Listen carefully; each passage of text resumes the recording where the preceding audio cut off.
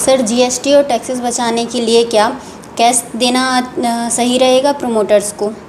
ऐसा है, कोई भी बिल्डर और प्रमोटर अगर आपसे कैश कंपोनेंट मांगता है तो आप ये मत देखिए कि आने वाले टाइम पे मुझे जो है वो जीएसटी का या रजिस्ट्रेशन का बेनिफिट मिलेगा।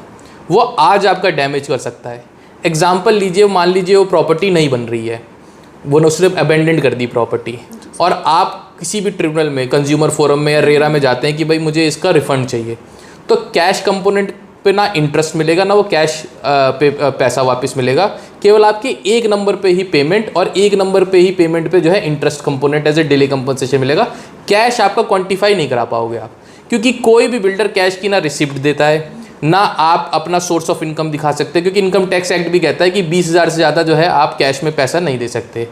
और फ़र्ज़ करिए कि वो आपको पोजेशन भी दे रहा है प्रॉपर्टी का, पर 2 साल का डिले है, तो आप डिले कंपोनेंट के लिए जो है अगर आप केस फाइल करते तो उसमें भी आप जो एक नंबर पेमेंट दिए उसी पे ही डिले पेनल्टी @ MCLR + 1% यानी 9-10% ले सकते हैं। कैश कंपोनेंट में कोई भी आपको डिले पेनल्टी जो है ट्रिब्यूनल जो है रेरा नहीं दिलाएगा।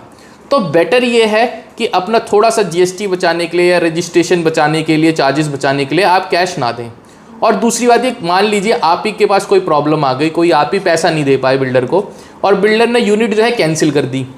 तो उस केस में भी जो है आपका कैश कंपोनेंट सारा खा जाएगा, केवल एक नंबर पेमेंट ही आपको वापस करेगा। तो ये कैश देना हर तरीके से डैमेजिंग है, और हमने नंबर ऑफ केसेस में देखा है कि कैश को बिल्डर मुकर जाते हैं बिल्कुल कोर्ट्स में कि the amount was never been received by us in any manner whatsoever, और जबकि आप भर भर के थैला जो है उनको कैश दे के आए हैं। तो हमेशा कैश देने से बचें, और जहां उसको एंटिसिपेट हो गया कि आपने कैश दे रखा है, वहां ना आप केस फाइल कर सकते हैं, ना आप हमेशा उससे जो है अंडरडॉग रह के ही बात करेंगे। तो इसीलिए हमेशा कोशिश करें जो है अपना, अगर आपको राइट्स स्ट्रांग रखने हैं, अपना राइट्स इन्फ्रिंज होने के लिए बचाना है, तो हमेशा एक नंबर पेमेंट करें, क्योंकि एक नंबर को ही आप रिकवर कर सकते हैं और उसी का ही जो है आप आगे जो है डैमेजेस सीख कर सकते हैं और उसी का बेनिफिट ले सकते हैं। कल को जब आप प्रॉपर्टी बेचने भी जाएंगे तो भी अंडर वैल्यू ट्रांजैक्शन दिखेगी, वहाँ पे भी दिक्कत आएगी। अगर एनसीएलटी में भी है तो भी अंडर वैल्यू ट्रांजैक्शन में जो है वहाँ क्लेम पिटीशन जो है आपकी रिजेक्ट हो सकती है, क्योंकि उस समय मान लीजिए 10 लाख का रेट था और आपने जो है 7,000 रुपये मिलेंगे, तो उसका डिफरेंशियल अमाउंट आपको पे करना पड़ेगा।